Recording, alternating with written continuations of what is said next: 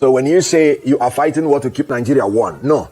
You fought the war as a manifestation of your incompetence in the management of the crisis that was then part of Nigerian history. Gowon said the war was fought to unite the country as one entity and ensure the reintegration of the eastern region with the rest of the country. Whether the purpose of fighting the civil war has been achieved 54 years after it ended. How truly united is Nigeria now? What are the headwinds against Nigeria's unity, and does the national rally its people towards a united country? Then they carried out a revenge coup in 1966 July, which was meant actually to separate from Nigeria, not to keep Nigeria one. But the Britain also reminded them that the resources are in the East. So if you leave Nigeria, we are going to support the East. So you better run now that you have acquired power to maintain Nigeria as one. And that made them, by that time, a lot of Igbos, for instance, have been... So guys, this was Mr. Kenneth Okonkwo reacting to the statement by the former military leader from the north known as Gowon, who came out to say that the Biafran war was meant to unite Nigeria. So Kenneth Okonkwo has openly replied him, telling him that it was for the quest for the resources in the south, especially in the southeast, that led to the civil war, not for the unification of Nigeria. Take a look at what Mr. Kenneth Okonkwo said in this video. Don't forget to subscribe and turn on the notification bell. Thank you. Now take a look. So let's start, with your thoughts on the comments made by General Yakubu Gowon that the Nigerian Civil War was fought to keep the country together and that it was not really about defeating any part of the country. What do you make about this? What do you make of this? Well, first of all, we must understand that war in itself is a display of anarchy. When you talk about war, that is lawlessness at its peak. So when you say you are fighting war to keep Nigeria one, no.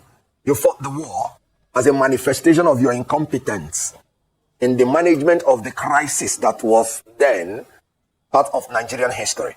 And let me explain what I mean. Before independence, the colonial power, Britain, they kind of brainwashed the Nigerian people to maintain their ethnic cleavages. And they needed to make Nigerians live in that disunity so that they could continue their colonization against Nigeria. So they made the North, for instance, to believe that being educationally disadvantaged, they should not rush into independence because of the likelihood that they will be dominated by the more advanced southern Nigeria. And the North bought into that. And that was why we were delayed from 1954 to 1960. But the actual thing is that Britain just wanted more time to dominate Nigeria. So after independence, that mindset that the South is likely to dominate them remained. And the North was always at every slightest chance reminding the South that we did not intend to be one country with you because we are suspecting your domination. But the 1966 military coup, pure military coup, has nothing to do with ethnicity or anything. Even though people who organized it were predominantly from one ethnic group. But that reinforced the belief by the North that these people, we said it, they want to dominate us. And then they carried out a revenge coup in 1966 July, which was meant actually to separate from Nigeria, not to keep Nigeria one. But the Britain also reminded them that the resources are in the East. So if you leave Nigeria, we are going to support the East. So you better run now that you have acquired power to maintain Nigeria as one. And that made them to have a rethink. And by that time, a lot of Igbos, for instance, have been killed during the pogrom, during the massacre. So there was an entrenched suspicion between the ethnic groups. And this led them to go to Abori for a conference. And they reached agreement. And it was still Gowon who came back and reneged on the agreement, which inevitably led to the bitter war. And after the war, Gowon declared again, no victor, no vanquished, and promised to reconcile, rehabilitate, and reconstruct the Southeast, which he failed again to do. So all the available opportunities for him to make Nigeria one and consolidate that unity, he was not able to do. But let us make one point clear, that after a while, when he himself was thrown away by some of those his colleagues, that was when maybe he recognized that what happened in 1966 was a military coup and not any ethnic coup, because he himself was thrown away by the same military people. I wonder which terminology we use to describe the ones who threw him away. But one thing is clear. After that, it looks as if he went into theology, had a rebirth, and he came back and genuinely went through our Southeast apologizing and asking for forgiveness for his role in the Civil War. And we know that though the Southeast has been marginalized and ill-treated in that war, which was not caused by them, we know that Gowon has tried to make certain types of penance. We should forgive each other because hostilities need not last forever. So I can submit respectfully that ethnic chauvinism, the youthful exuberance of the military young chaps that took over government, who were actually very impressionable at that age, their inability to manage the crisis contributed in the disunity that resulted in a civil war. We must learn to forget and to forgive so that we will move ahead as one united Nigeria. I remember what Ojukwu said when he came back from exile. He said, we had fought one civil war. We don't need to fight another one. But he's going to go to war to fight if Nigeria is ever threatened again. And I stand by that. Nigeria being the hope of the black man. Nigeria being the hope of Africa. Nigeria being blessed. And in our enlightened self-interest, the capabilities and blessings of Nigeria will be better harnessed if we come together, live together under one united Nigeria. Nigeria based on equity, unity, peace, and justice. Nigeria will achieve its aims. I support the opinion that we should move ahead now as one united Nigeria, and I'm willing to fight if Nigeria is threatened. Let me point out that presently in Nigeria, what is causing disunity is no longer ethnic chauvinism and religious fanaticism. It is now the incompetence and corruption of the leaders of Nigeria that have inflicted hunger, hardship, degradation, deprivation on the citizens, making them too poor. And when you are poor, even to adhere to theology is very difficult because there's no reception to theology when a man is hungry. An angry man is a hungry man. A hungry man is an angry man and is easily irritated no matter what. So the threat to our unity today is poverty, which is orchestrated by the incompetence and corruption of the ruling class. World Bank report just gave a report that more than 129 million Nigerians are poor. And fuel price is now 1,200 naira per liter, unsustainable. And naira has been depreciated to the point that you have 1,700 and something naira per dollar. And you can see electricity. In 1 week, we have celebrated more than 3 national grid collapse. And some people are still pretending that they are the leaders of Nigeria. No, they are leaders of darkness, not leaders of light. And they are now the greatest source of our disunity. And let me point out, free and fair election is the only solution to our disunity now. Because if we have the ability to choose our leaders in a free, fair, credible, verifiable periodic election, then we will see that our will be imposed on the leadership of Nigeria, and they will give us the dividends of democracy. Anything short of that is going to threaten the existence of this country, not because of ethnic chauvinism or religious fanaticism, but because you cannot sustain a diverse people living together in abject poverty. Permit me to come in on this point. And I like your oratory prowess when articulating what Nigeria should be as a unified entity. But if that is the case, why is it that Mr. Peter Obi, the presidential candidate of the Labour Party, someone you know very well, is being almost forced to explain his congratulatory message to General Gowon? Because the likes of Simon Ekpa and several others are saying because he's desperate for power, he's beginning to cower. Some are saying that he's desperate to become president, so he's now going soft and he's trying to belong. Hence, he's doing what he's doing and he's trying to explain the reason why. That's to show that probably we do not see ourselves as one. Well, let me say that all the protests, all the agitations you're seeing Nigerian over, like I said, they are results of manifestation of marginalization, manifestation of injustice, manifestation of poverty. And it is everywhere in Nigeria. You just have the Yoruba nation agitators who submitted letter to the Prime Minister of Britain that they want a separate country. You can see that Boko Haram is what I want to find out from you is why is Mr. Obi's statement of congratulations to General Gowon hitting up the polity is the big question. If we see ourselves as one Nigeria. Well, you should be prepared to ask Obi that when you see him.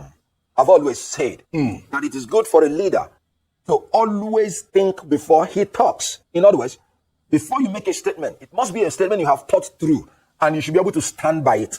You should not be, a fair weather kind of leader that when they push you this side, you will explain. When they push you this side, you will explain. You should be able to articulate your view at any point and stand by it. However, like I said, no human being is infallible. He does not need to explain if he is sure what he's saying, that he believes in it. But if he needed to explain and he explained, then you should hold him responsible for his own actions and for his own words. Let me tell you something. I believe in unity of Nigeria. I believe General Gowon made a whole lot of mistakes because he himself prevaricated on a lot of things that would have prevented the war, even when they were by his own initiation. And so, when you say Peter Obi made a statement and then he's clarifying, there's nothing wrong in clarification. However, there is a need to always be sensitive and then be sure of the statement you want to make so that you don't begin to want to pander on all sides. I've always said it is good to stand on one side and then whatever consequences it is, then you take it. I don't have anything against anybody saying anything. It's a free word, freedom of expression. But you should be able to stand by your word. I don't think it has anything to do with the unity of Nigeria. Because what Nigerians are looking out for now, like I said, is competent leaders of capacity. So if he expressed his opinion and withdrew it or modified it, that is his right to do, and he's entitled to it. Now, Mr. Okonkwo, you said earlier, that the factors dividing Nigeria is not ethnic or religious affiliated, but you said corruption and bad leadership. However, some analysts, believe politicians usually use the divide and rule tactic. They use ethnicity, they use religion, to divide Nigerians in order to win election, like we witnessed in 2023. So how can Nigerians, as a people, how can the electorate rise above this very common gimmick? Very good. Now, let me first of all agree with you that part of the incompetence of these leaders is having no policies to use to convince the people. They resort to such primordial sentiments.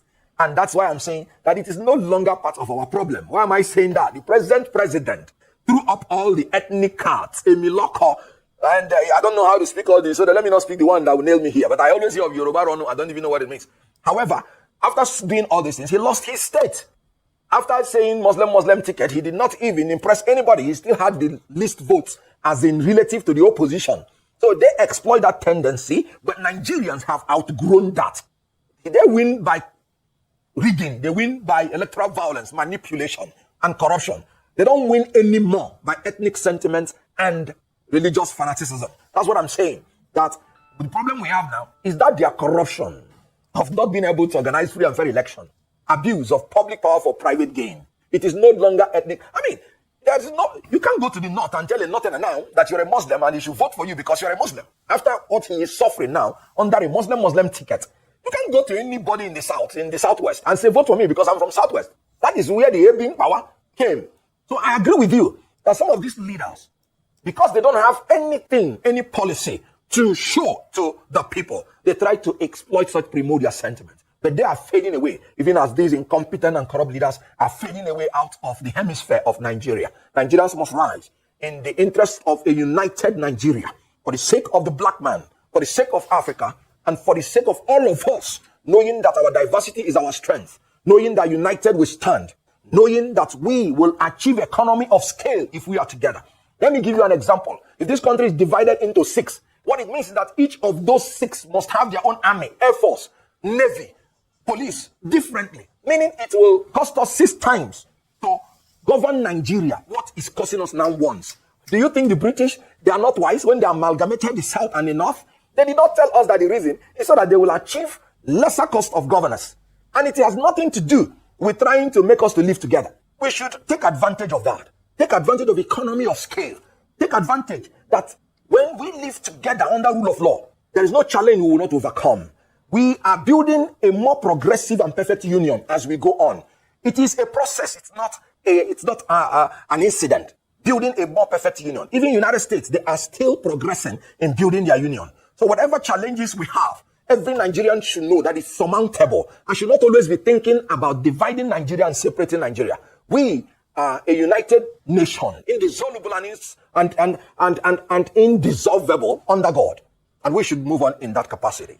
Do some people share this sentiment will be the big question, because for those who went through the war and those who were told about the war, maybe the Generation X might not be able to relate, but when you talk to every Igbo trader in Nigeria, maybe in Lagos, for example, and you talk to probably upwardly mobile Igbo men in their 50s, their 60s, they do not share the sentiment, because hence we have people that are sympathetic to the causes of Nnamdi Kanu, apologies for the likes of Simon Ekpa.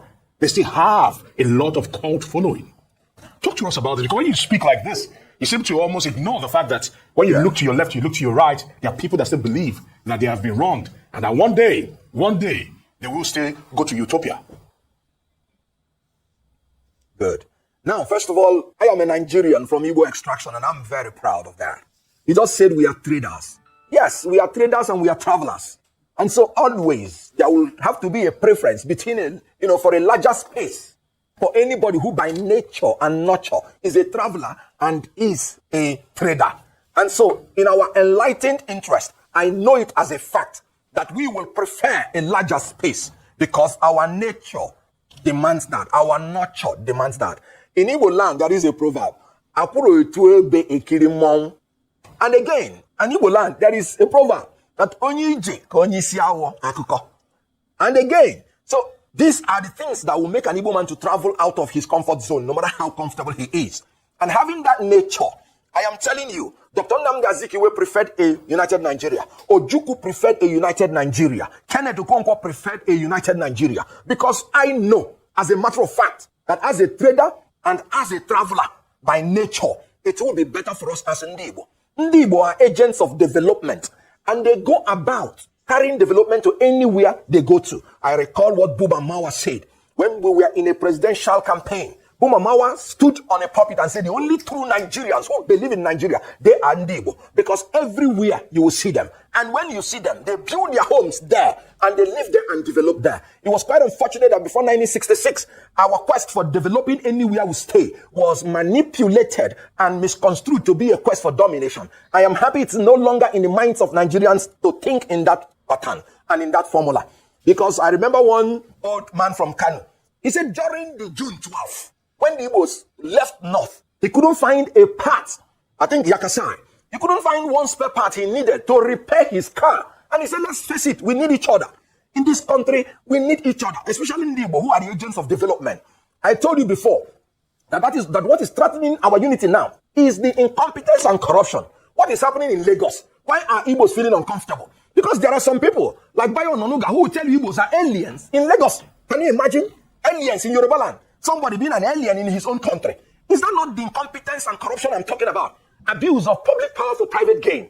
If you cannot convince the Yorubas to vote for you when you are a Yoruba man, you have failed. If you need to vilify another ethnic group, these are the things that are bringing about the sentiments of marginalization and the instigation of people saying, let us have our own home if you cannot guarantee our safety in the general Nigerian country. And this is what I'm saying, that we must sit down to ensure that our country is built on equity, justice, and fairness. And you will see that every Nigerian will prefer to be a Nigerian. I am a movie actor. That's my primary constituency. Where we started Nollywood was in Lagos. And you know what? It was an Igbo film that was shot in Lagos. And the whole Nigerians accepted it. If they had anything against Igbo, they would not appreciate that movie, Living in Bondage. And that's actually remade my mind that, look, nobody is interested in marginalizing anybody. Spirit of excellence cannot be rejected, no matter where it comes from and from whoever it comes from. Well, so we must learn to be excellent in this country, excellent in leadership, excellent in whatever we do, so that we will be acceptable by everybody we are living with. Togetherness, it shall be the key, and one Nigeria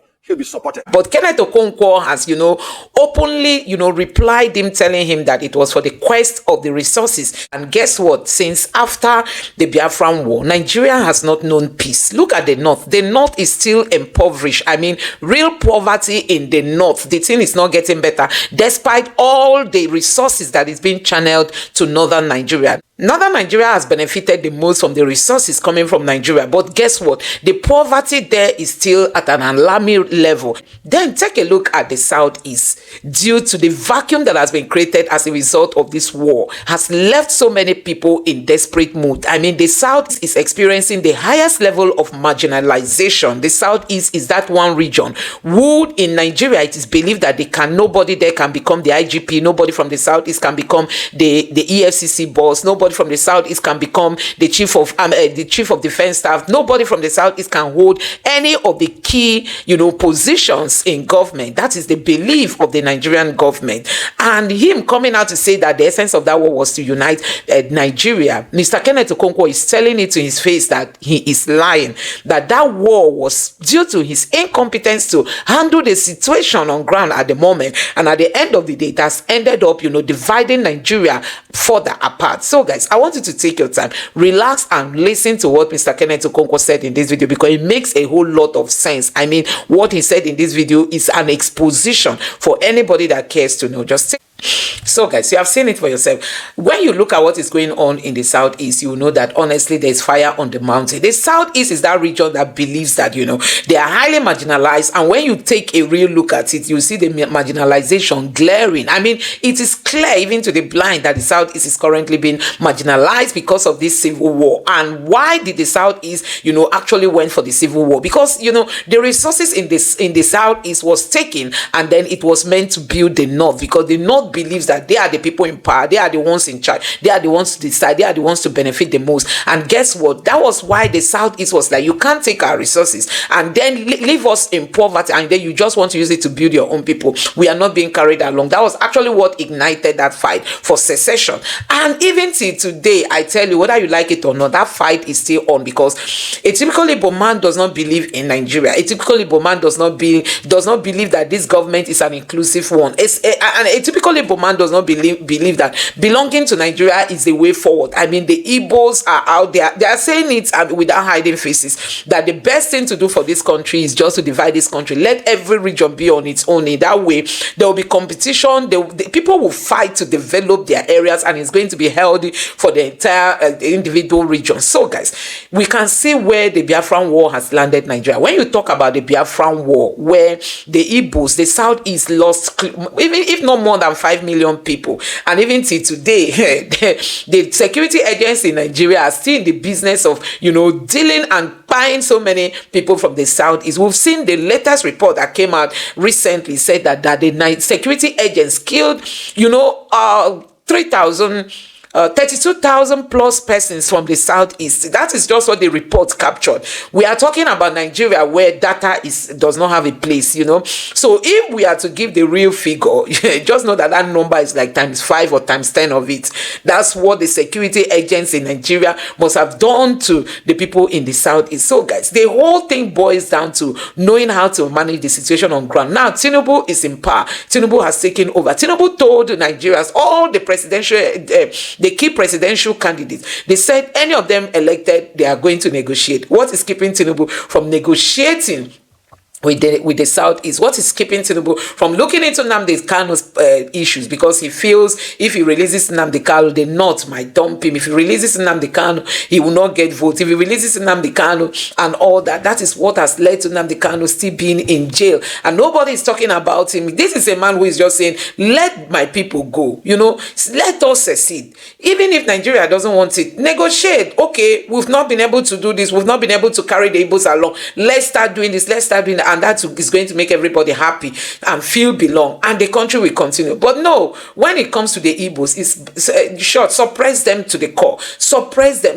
but you can't suppress the people whom God has decided to bless. That's what people have not realized. I mean, God has decided to bless. Igbos are like the Jews of Nigeria or the Jews of Africa. So the Jews, they are God's people, and that is what the Igbos are. No matter the extent to which you want to suppress Nigerians, I mean the Igbos inside of Nigeria, highest they will leave Nigeria for you and go out where they will thrive and do better things. So guys, I think this situation can still be managed if the Tinubu's government thinks he can mediate, because it's still baffling everybody why Tinubu is silent over Nnamdi Kanu's matter. Why is he not talking? Why is he not speaking to the Igbo elders? And even the Igbo elders, some of them are not shaking body. None of them is talking. Some of them are even worried that Nnamdi Kanu's release might damper their governance. Some of them don't want Nnamdi Kanu out because they know that the people are more affiliated to Nnamdi Kanu than themselves. The people believe more on Nnamdi Kanu than the Nigerian government, or the state government. And that is why some of them are like trying their best to say, don't release him. If you release him, it will cause problem.